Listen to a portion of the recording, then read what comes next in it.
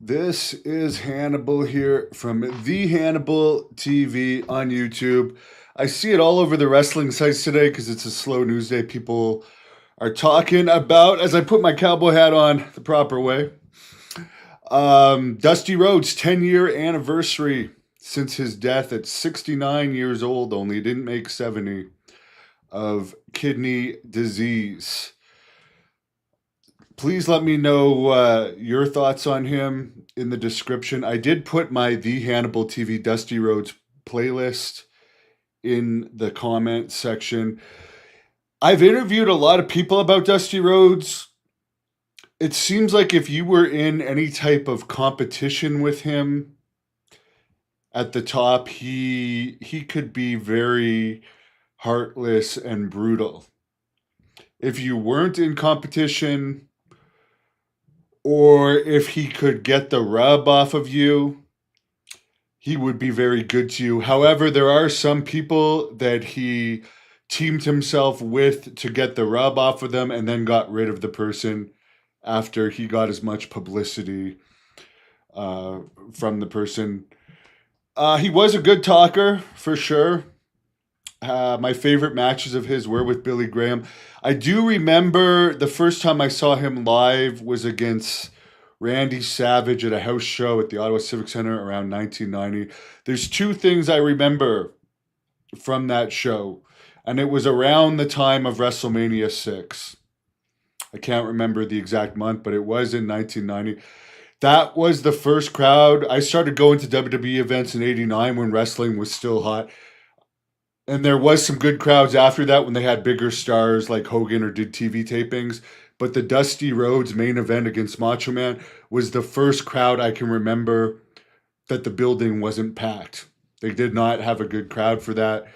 And also, both Sapphire and Sensational Sherry no-showed that show. So they were supposed to have a wrestling match against each other. So I remember there were 7 matches scheduled. We only got 6 matches that night. I only met, I was around him when I did my WWE Florida Championship Wrestling camp in May of 2009 in Florida. He was there for all 5 days of the camp. And I do remember he did like me as a wrestler, and I'm sure he had something to do with me getting hired, which, by the way, for the people that say I was never hired, I was hired. My contract was rescinded due to Abdullah the Butcher giving me Hep C, which was proven not only in court in Canada, but in the US, and his appeals were thrown out in both Canada and the US. He's had numerous lawyers on the cases over the years. He's probably had a total of about 6 lawyers.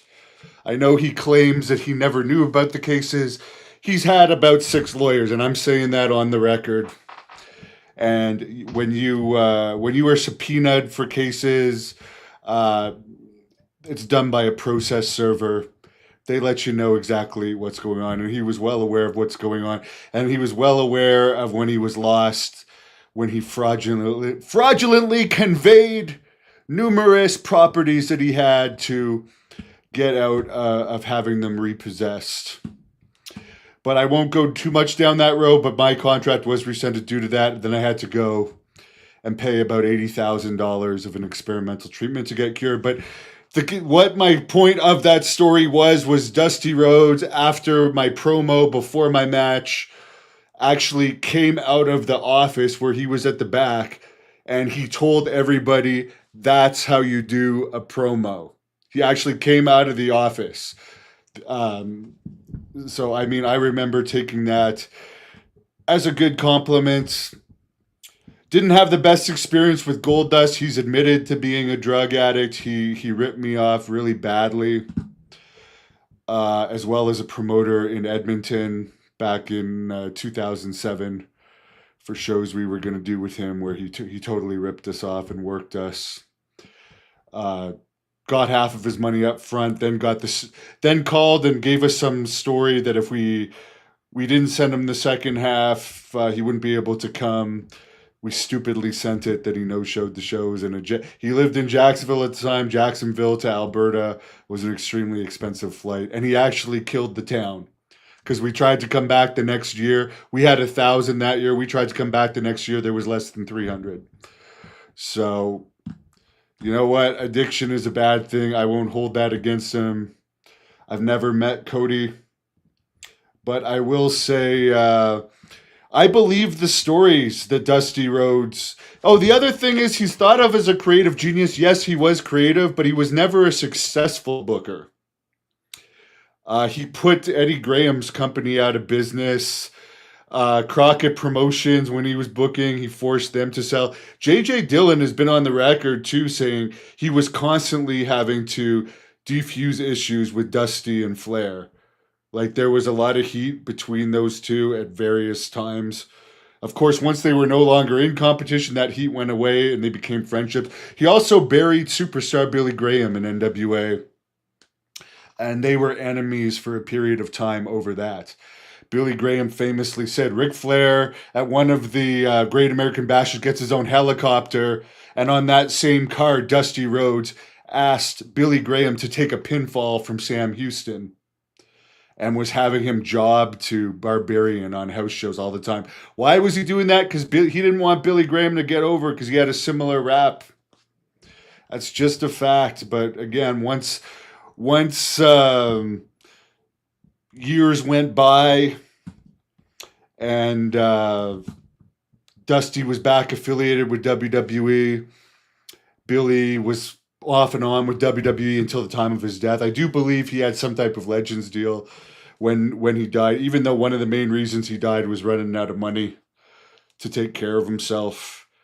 Dusty Rhodes' turnbuckle champion was also not successful from what I understand. So again, he may have had good ideas. Did the ideas translate into money? No, they never did. That's just the fact of it. So I don't have anything against him. As I said, from my personal in-person experience with him, he was very nice to me. And I know he was one of the people that recommended that I get hired. It's too bad. I mean, I could only think of, just because, say what you want about me, I am on the road to 500,000 subscribers and I've never been in a company. I've never been in a mainstream company. Imagine if I had been. Someone told me today you have 3 times the subscribers of Kevin Nash.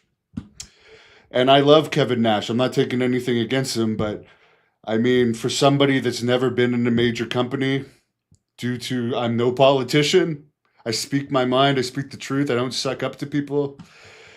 I've done pretty well for myself, so it would have been interesting to see. Yeah, Billy, Jack, and Dusty were on and off.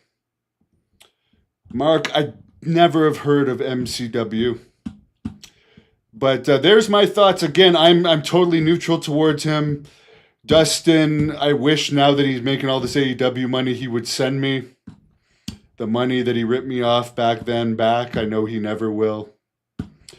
I mean, that's just the type of guy he is, but I'm happy he's off drugs. And Cody, he's been a success. Would he have had these opportunities had he not been a second-generation star? No. But he's made the most of it, so I congratulate him on that.